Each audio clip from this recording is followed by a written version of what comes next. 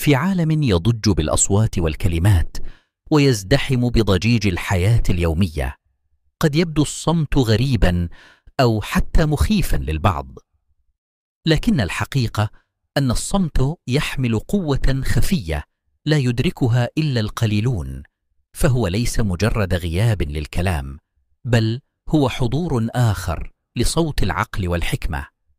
الصمت لغة غير منطوقة، لكنه كثيرا ما يكون أبلغ من الكلام.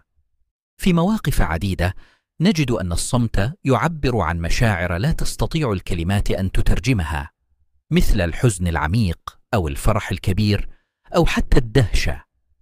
أحيانا يكون الصمت احتراما للموقف أو تقديرا للآخرين، وأحيانا أخرى يكون طريقة لحماية الذات من الانفعال الزائد أو الوقوع في الخطأ.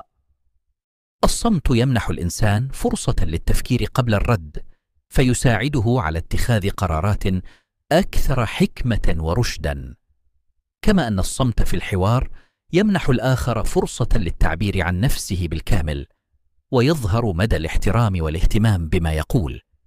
وهناك من يستخدم الصمت كوسيلة للرد على الإساءة، فيكون صمته أبلغ من أي جدال أو دفاع.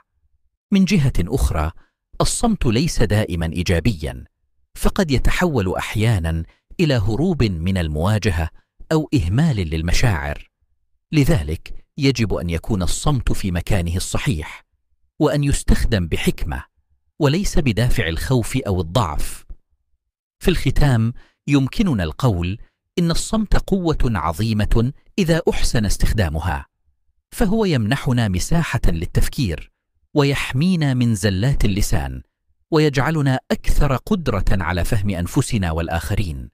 وكما قيل: إذا كان الكلام من فضة فالسكوت من ذهب، فلنجعل الصمت رفيقنا في المواقف التي تحتاج إلى حكمة وتأمل، ولنستخدمه كجسر يصل بنا إلى فهم أعمق للعالم من حولنا.